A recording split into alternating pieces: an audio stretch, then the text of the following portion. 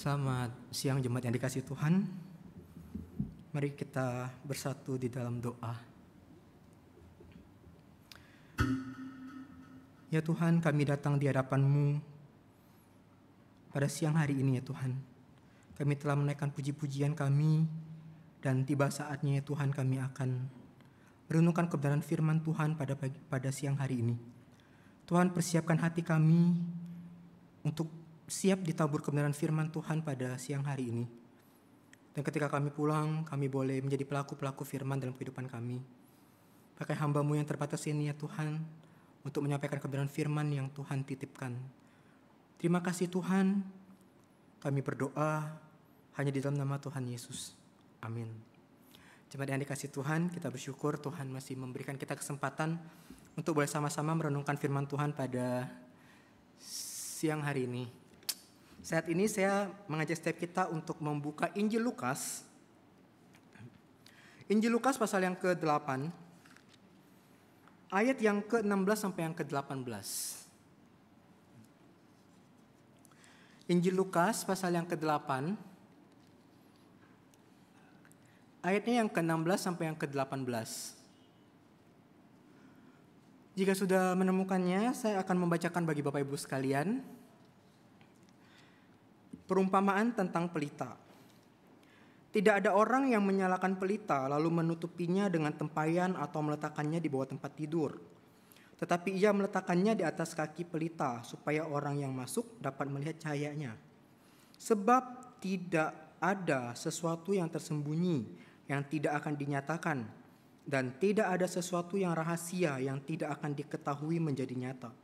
Karena itu, perhatikanlah cara kamu mendengar. Sebab siapa yang mempunyai kepadanya akan diberi, tetapi siapa yang tidak mempunyai kepadanya, bahkan apa yang dianggapnya ada padanya akan diambil juga daripadanya. Demikian pembacaan firman Tuhan pada siang hari ini Bapak Ibu sekalian. Bapak Ibu sekalian, jemaat yang dikasihi Tuhan. Kita sadar bahwa penerangan itu begitu penting dalam kehidupan kita, bukan? Tanpa adanya terang, tanpa adanya cahaya, itu akan membuat kita susah beraktivitas. Gitu ya. Kita susah melihat apa-apa, pergerakan kita menjadi terbatas. Bahkan seseorang yang berjalan di dalam kegelapan gitu ya, tanpa adanya cahaya itu akan membuat dia terkadang sulit sekali untuk melihat. Jadi dia bisa ngapain? Dia bisa tabrak sana, tabrak sini begitu ya. Dan bahkan dia bisa menyebabkan cedera pada dirinya. Oleh karena itu diperlukan terang cahaya untuk bisa kita melihat dengan clear, dengan jelas apa yang ada di sekitar kita. Nah Bapak Ibu yang dikasihi oleh Tuhan, bagian yang kita baca tadi itu merupakan perumpamaan Yesus mengenai pelita. Pelita adalah lampu yang dengan bahan bakar minyak. Sesuai dengan fungsinya, pelita itu sebagai cahaya yang bersifat udah pasti untuk menerangi dan berguna bagi orang lain. Nah, apa sih yang ingin Yesus sampaikan lewat perumpamaan ini bagi para pendengarnya? Oleh karena itu Bapak Ibu sekalian, sebelum kita melihat bagian ini, ternyata bagian yang kita baca tadi merupakan lanjutan dari perikop sebelumnya, yaitu berbicara mengenai benih yang ditabur di dalam beberapa jenis tanah. Tanah yang baik pasti akan menghasilkan buah yang matang, yang siap untuk menerima pengajaran dan perintah Tuhan. Oleh karena itu, setiap orang yang percaya kepada Yesus dan menyambutnya dengan kesungguhan hati, mentaatinya, dan memberlakukan kebenaran firman Tuhan dalam hidupnya, itu akan menunjukkan dua hal. Yang pertama, mereka, orang yang mengalami itu, adalah orang yang mengalami pembaharuan total dari Tuhan Yesus. Dan yang kedua, kebenaran yang telah tertanam di dalam kehidupannya akan berakar, akan bertumbuh dan menghasilkan buah. Sehingga sebagai hasilnya, bagi mereka yang telah mengalami kedua hal ini adalah buah kebenaran karena perubahan hidupnya secara total. Dan itu pula yang akan mempengaruhi kehidupannya bagi orang lain. Nah Bapak Ibu yang dikasihi Tuhan, Untuk menjelaskan ini, maka Yesus mengibaratkan buah kebenaran itu dengan pelita yang menyala. Mengapa pelita? Sesuai dengan fungsi dan sifatnya yang tadi sudah saya jelaskan. Maka cahaya dari pelita itu akan menerangi lingkungan sekitarnya. Artinya, cahaya itu tidak hanya mengubah gelap jadi terang. Yang nampak, yang tidak nampak menjadi nampak. Tetapi juga menelanjangi orang, menelanjangi keburukan setiap orang yang hidup di dalam kegelapan. Oleh karena itu Bapak Ibu sekalian, terdapat beberapa pandangan mengenai perikop ini. Sehingga muncul beberapa penafsiran mengenai perikop ini. Ada yang melihat bahwa perkataan Yesus ini ditunjukkan kepada para muridnya yang berfungsi sebagai terang. Untuk membawa terang itu kepada dunia. Sehingga ada yang melihat bahwa perkataan ini sejajar dengan yang disampaikan atau dikatakan di dalam Matius pasal 5 ayat 15. Yang menasehati para murid untuk membiarkan terang mereka bersinar di hadapan orang-orang. Lalu ada juga yang melihat bagian ini itu merefer atau mengacu kepada konteks sebelumnya. Yaitu perumpamaan tersebut berkaitan dengan kesuburan firman yang diberitakan. Karena bagian ini juga berkaitan dengan pemberitaan firman. Sehingga ada yang melihat ini sebagai karakterisasi pengajaran Yesus yang diberikan di depan umum dan menerangi jalan yang menuju kepadanya. Sehingga referensi seperti ini berpusat pada wahyu nyata daripada kehendak Tuhan dan perlu untuk diresponi. Sehingga cahaya itu tidak hanya menerangi, tetapi juga menyingkapkan. Pemberitaan yang Yesus sampaikan ini juga menguji bagaimana setiap manusia itu harus meresponi Tuhan. Oleh karena itu Bapak Ibu yang dikasihi Tuhan, firman itu tidak hanya seperti benih, tetapi juga seperti cahaya. Karena kenapa? Karena manusia lebih menyukai kegelapan dan tidak menghargai terang. Terang sang firman Tuhan itu akan menerangi, menyingkapkan dan mencerahkan. Untuk itu kita akan melihat beberapa hal ini ya Bapak Ibu sekalian. Yang pertama, firman itu akan menerangi. Enggak ada orang Bapak Ibu sekalian yang akan menyalakan pelita, lalu dia akan tutup dengan tempayan dan meletakkan pelita itu di bawah tempat tidur. Karena apa? Karena kalau dia melakukan itu, maka fungsi dari pelitanya itu udah pasti nggak ada. Itu pasti tidak akan memberikan penerangan. Menutup pelita di bawah tempayan atau meletakkannya di bawah tempat tidur, itu juga akan menyakiti semua orang di dalam ruangan tersebut, termasuk dirinya sendiri. Karena ya pada semua nggak bisa lihat apa-apa. Seperti itu. Tetapi sebaliknya, jika terang itu bercahaya, akan memberikan dampak bagi mereka yang berada di dalam ruangan tersebut. Dan orang-orang di sekitar mereka. Sehingga setiap orang yang masuk ke dalam ruangan itu, mereka akan bisa menikmati, melihat cahaya yang begitu terang. Seperti apa yang dinyatakan di dalam Mazmur 119 ayat 105. Firman-Mu itu pelita bagi kakiku dan terang bagi jalanku. Sifat dasar dari firman dan maksud utama penganugerahannya kepada dunia, yaitu untuk digunakan sebagai pelita dan terang. Firman itu membuat kita mengenal siapa Allah dan membuat kita mengenal siapa diri kita. Firman itu menunjukkan kepada kita hal yang salah dan yang dapat membahayakan kehidupan kita. Inilah yang dikatakan di dalam 2 Timotius pasal 3 ayat yang ke-16. Firman itu bermanfaat untuk mengajar, menyatakan kesalahan, dan untuk memperbaiki kelakuan dan untuk mendidik orang di dalam kebenaran. Sehingga pelita dan terang itu akan membimbing kita di dalam pekerjaan, di dalam setiap jalan-jalan yang kita jalani dalam kehidupan kita sehari-hari. Tanpa itu, dunia akan menjadi gelap. Saat terang firman Tuhan itu menyinari, maka itu akan menyingkapkan hal-hal yang mungkin tidak disadari oleh orang-orang yang berada di dalam kegelapan. Seperti pelita yang dinyalakan untuk menerangi tempat yang gelap. Oleh karena itu, pelita dipasang di kaki Dian, Bapak Ibu sekalian. Demikian pula dengan perumpamaan ini. Tidak dimaksudkan untuk menyembunyikan kebenaran itu, tetapi justru kebenaran itu harus diperlihatkan, ditunjukkan. Lalu yang kedua, Bapak Ibu sekalian, firman itu menyingkapkan. Firman itu menyingkapkan. Kebenaran Allah yang dinyatakan secara terbuka berfungsi untuk menerangi, menyingkapkan realitas yang terjadi. Suatu saat nanti, sifat cahaya itu sebagai penerang akan menjadi nyata karena akan menyingkapkan apa yang sebelumnya tersembunyi, di mana standar Tuhan akan dipertahankan, diungkapkan, dan suatu hari nanti akan disingkapkan. Apa yang Yesus maksud dalam ayat 17, bahwa terang itu juga akan menyingkapkan dosa. Dan hal ini akan terjadi pada saat hari-hari penghakiman, di mana kita semua yang ada di sini akan mempertanggungjawabkan setiap pikiran, perkataan, dan perbuatan kita di hadapan Tuhan. Bapak Ibu yang dikasihi Tuhan, Yesus tidak menyembunyikan pengajarannya. Dia nyatakan itu.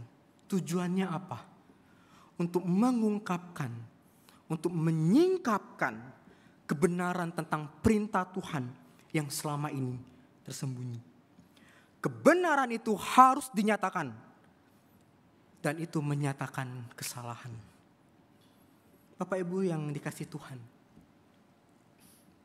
banyak sekali pengajaran akhir-akhir ini menyangkal tujuan ini dengan meremehkan, melunakan, atau bahkan mengabaikan sama sekali bagian-bagian firman Tuhan yang menurut mereka tidak baik untuk disampaikan.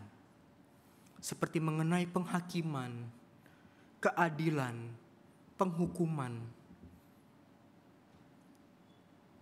Itu semua dianggap seolah-olah tidak penting. Dan ini sangat menyedihkan sekali.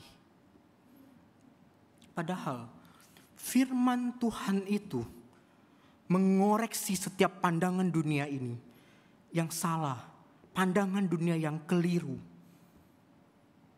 dan memperlihatkannya sebagai suatu upaya sia-sia untuk menyelamatkan diri kita sendiri.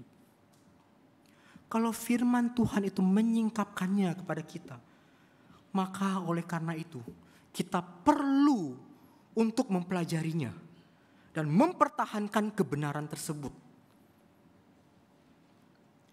Mirip dengan menerangi kebenaran, firman Tuhan itu juga yang akan menerangi hati dan pikiran kita. Dan yang ketiga, Bapak Ibu sekalian, firman Tuhan mencerahkan. Sehingga pada bagian terakhir ini, Yesus memberikan sebuah peringatan untuk mendengar dengan cermat. Ini juga bisa diartikan sebagai memperhatikan. Jadi perhatikan dengan cermat. Sehingga perkataan ini Bapak Ibu sekalian mengingatkan kita kembali di ayat yang ke-8. Di mana di sana dikatakan, siapa yang mempunyai telinga untuk mendengar, hendaklah dia mendengar. Idenya adalah Bapak Ibu sekalian, bahwa seseorang itu harus meresponi firman tersebut dan menerimanya. Dan itu akan membuat mereka makin bertumbuh dan akan memberikan pencerahan bagi kehidupan mereka.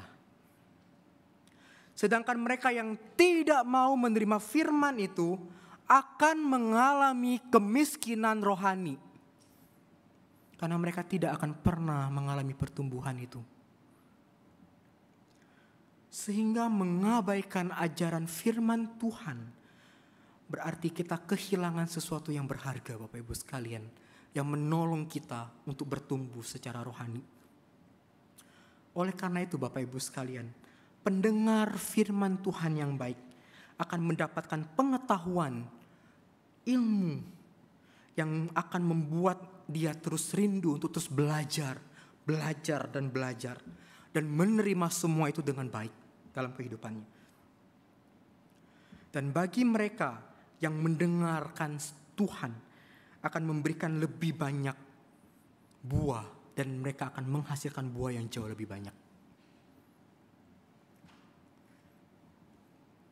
Inilah mengapa setiap kita itu penting ketika kita itu perlu mempersiapkan diri kita untuk mendengarkan firman Tuhan.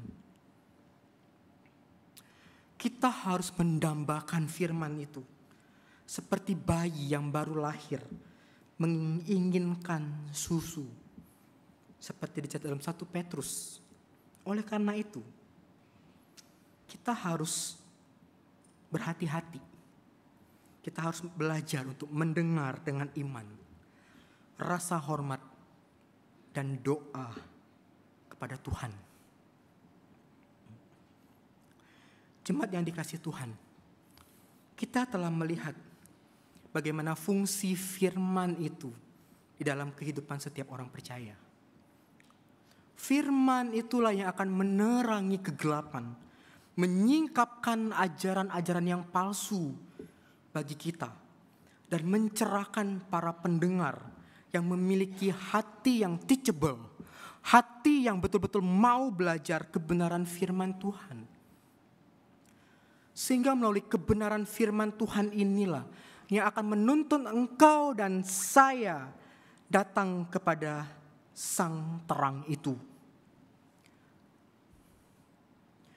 Yesus yang adalah firman telah datang ke dunia ini untuk menyinari dunia yang begitu gelap karena dosa. Untuk itu Bapak Ibu sekalian, setiap kita yang mengaku pengikut Kristus, yang adalah anak-anak Allah, dipanggil juga untuk menyampaikan, menjadi terang bagi orang-orang di sekitar kita. Jadi kalau kita mau menjadi terang bagi orang-orang di sekitar kita, maka kita harus terlebih dahulu ngalamin terang itu dulu dalam kehidupan kita. Kita yang harus terlebih dahulu diterangi dulu oleh kebenaran firman Tuhan.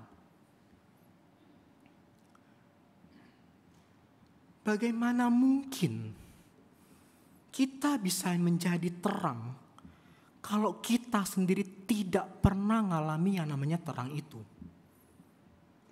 Mustahil, omong kosong. Kalau kita tidak pernah ngalamin Tuhan, bagaimana mungkin kita bisa menyinari orang lain?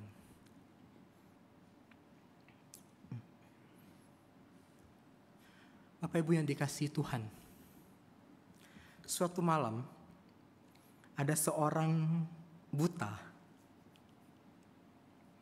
Dia berpamitan, dia pulang dari rumah seorang sahabatnya. Temannya ini kasih dia sebuah pelita gitu ya, karena udah malam, udah mau pulang, hari sudah malam. Dia kasihlah pelita itu. Lalu orang buta ini tertawa, Bapak Ibu sekalian. Dia tertawa dan berkata demikian, kenapa lu kasih gue pelita? Buat apa? Gitu ya. Kenapa gue harus bawa pelita ini? Gak ada gunanya lah buat gue. Gak ada gunanya lah buat gue. Gue bisa pulang kok tanpa pelita ini. Lalu Bapak Ibu sekalian, dengan lembut temannya ngeresponi dia gini. Lu tahu nggak? Pelita ini gua kasih buat lu buat apa? Supaya orang lain bisa lihat lu. Supaya orang lain bisa ngelihat kamu. Dan mereka nggak akan nabrak lu. Akhirnya orang buta ini pun setuju. Dia setuju, dia bawa pelita itu dan dia jalan pulang. Tidak berapa lama kemudian dia berjalan, menikmati perjalanan pulangnya. Dalam perjalanan pulangnya, tiba-tiba ada seorang pejalan datang. Nabrak dia. Jatuh. Kaget. Apa yang dilakukan oleh si buta ini? Dia marah. Dia marah besar. Dia marah. Dia ngomong gini. Hei, lu punya mata gak? Lu punya mata gak? Beri jalan dong buat orang buta. Lalu orang yang berjalan dengan dia tanpa meresponi dia sepatah kata pun. Dia pergi. Dan mereka pun akhirnya saling melewati. Bapak Ibu sekalian, kisah ini tidak berhenti di sini. Lalu kemudian tiba-tiba datang lagi seorang pejalan kaki. Nabrak lagi si buta ini. Tabrak. Dia makin kesel, makin marah. Dan dia ngomong begini, dengan keras dia ngomong. Lu buta ya? Lu gak bisa lihat ya?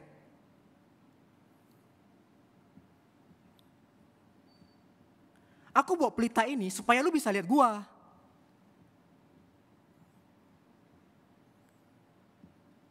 Lalu si pejalan ini meresponi dia, Bapak Ibu sekalian. Dia ngomong apa, Bapak Ibu sekalian? Kamu yang buta. Kamu yang buta.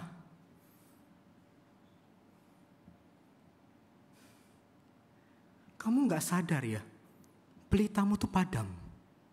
Kamu gak tahu kan pelitamu padam.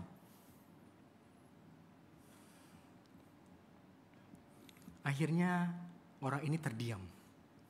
Gak berani komen apapun. Dia diam dan menyadari situasi seperti itu. Orang yang nabrak tadi akhirnya pun juga saya sorry gitu ya. Maafin ya, maafin saya. Dan si buta itu pun dengan rasa malu. Dan dia menjawab, gak apa-apa. Saya juga minta maaf ya. Atas kata-kata kasarku yang tadi. Dan dengan tulus yang nabrak dia tadi. Menolong dia. Untuk menyalakan kembali pelita itu. Dan mereka melanjutkan perjalanan itu masing-masing. Bapak Ibu sekalian, menarik bukan? Lalu kemudian mereka si buta ini berjalan. Lalu bertemu dengan seseorang lagi, Bapak Ibu sekalian. Dan kemudian dia ditabrak lagi. 3 kali kena tabrak nih. Tapi Bapak Ibu sekalian, kali ini respon yang dihasilkan berbeda. Respon yang dihasilkannya berbeda. Ketika dia ditabrak, dia gak langsung marah. Dia gak kesal seperti apa yang tadi dia omongin gitu ya. Tapi dengan hati-hati, dengan ramah, dia bertanya demikian. Saudara, apakah pelitaku padam? Lalu jemaat yang dikasih Tuhan, orang yang satunya berkata demikian. Ya saudara, aku juga mau menanyakan hal yang sama kepadamu. Apakah pelitaku padam? Itu artinya apa Bapak Ibu sekalian? Dua-duanya buta. Mereka adalah orang buta. Dan mereka sadar kita berdua adalah orang yang buta. Dan akhirnya mereka saling menolong untuk mencari dan menemukan pelita mereka masing-masing. Sehabis mereka bertabrak. Gitu ya. Kemudian ada seorang pejalan lewat mendatangi mereka gitu ya. Datang di dalam keremangan malam, di dalam gelap malam yang begitu gelap. Nyaris aja dia menabrak kedua orang buta ini.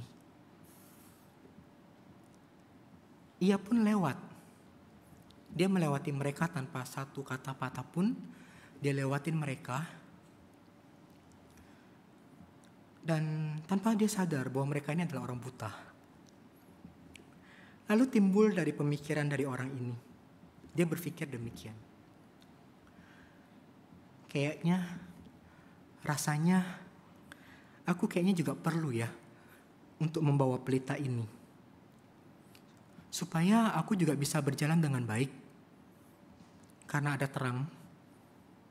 Dan orang lain pun bisa terbantu dengan pelita ini. Dan aku bisa membantu mereka untuk melihat jalan itu.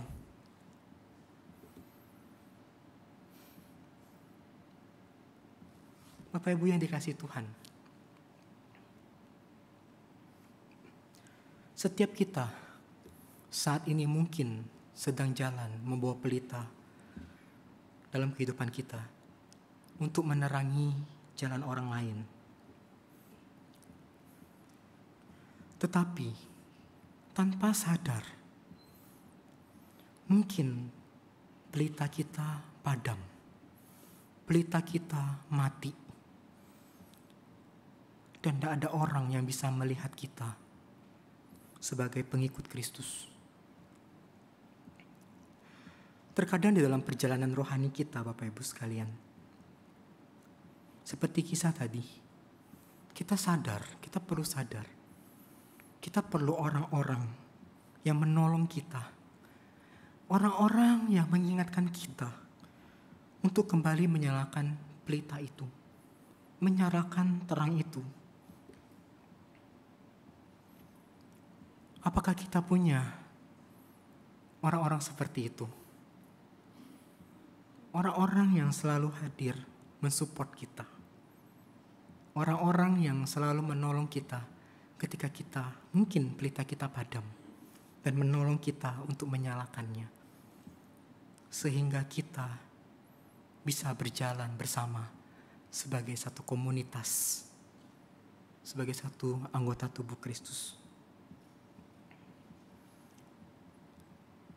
Bapak Ibu yang dikasihi Tuhan, selain kita harus bertekun dalam mempelajari kebenaran firman Tuhan yang akan menjadi terang bagi kehidupan kita, kita juga perlu orang lain untuk menolong kita berjalan bersama dengan kita dan menolong kita untuk bisa tetap bercahaya dalam kehidupan kita. Bapak Ibu sekalian, firman itu telah dinyatakan bagi setiap kita orang percaya dan menuntun kehidupan kita hari demi hari. Jikalau kita betul-betul mengalami Tuhan, jikalau kita betul-betul mengalami terang itu. Dalam terang firman, kita mengalami pertumbuhan rohani dan menghasilkan buah bagi orang-orang di sekitar kita. Kita dipanggil untuk menjadi garam dan terang untuk menyinari dunia ini. Sebelum saya melanjutkan khotbah ini, boleh tolong PowerPoint-nya saya ditampilkan. Bapak Ibu sekalian, dunia begitu gelap. Dunia saat ini begitu gelap. Begitu banyak orang menyukai kegelapan. Dunia perlu terang untuk menyinarinya, Bapak Ibu sekalian. Dunia perlu terang untuk kita bisa menyinarinya. Bapak Ibu bisa lihat satu titik terang akan mengubah sedikit kegelapan dengan warna yang berbeda. Tetapi Bapak Ibu sekalian, satu terang itu tidak cukup. Oleh karena itu, setiap kita yang membawa terang ini, kita akan membawa terang itu terus bercahaya, bukan? Kita akan terus menyinari dunia ini dengan terang di tengah kegelapan dunia ini. Titik terang ini tidak akan pernah berhenti di dalam satu titik. Sampai kapan ini akan berhenti, Bapak Ibu sekalian? Ketika engkau dan saya mengaku pengikut Kristus, kita dipanggil untuk terus menyinari dunia ini. Engkau dan saya terus dipanggil untuk menyatakan kebenaran itu, untuk menyatakan terang itu. Sampai kapan? Sampai Kristus dipermuliakan di dunia ini, Bapak Ibu sekalian.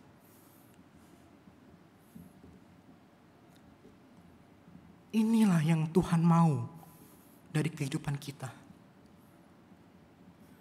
Inilah yang Tuhan ingin kita lakukan baginya. Menjadi terang di tengah kegelapan dunia. Inilah panggilan kita. Kalau kita udah ngalamin terang itu, mari kita sama-sama bawa terang itu untuk nerangi dunia ini. Dunia ini sedang di dalam kegelapan dan butuh anak-anak Tuhan untuk menerangi kita. Dan sampai nama Yesus dipermuliakan. Mari kita berdoa.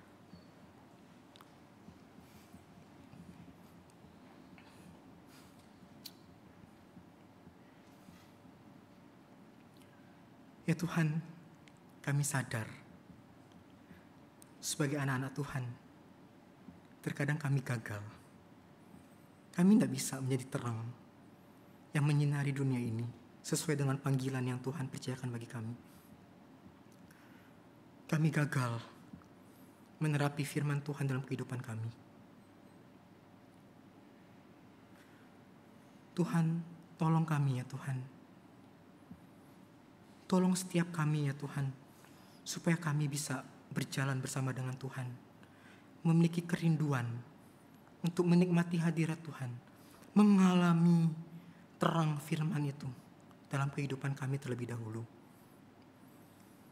Dan ketika kami mengalami itu, kami boleh bagikan terang itu di tengah-tengah dunia yang penuh kegelapan ini ya Tuhan.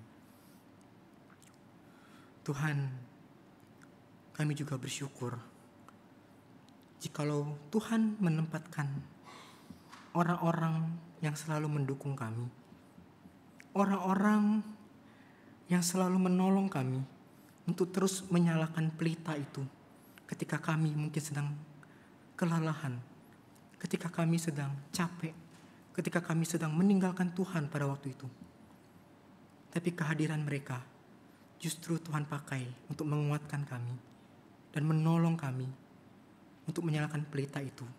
Dan bersama dengan mereka, kami kembali berjalan di dalam terang dan menyinari terang, menyinari orang-orang yang ada di sekitar kami. Terima kasih Tuhan, kiranya firman ini boleh menjadi berkat bagi setiap kami dan boleh kami lakukan dalam kehidupan kami sehari-hari. Ini doa kami.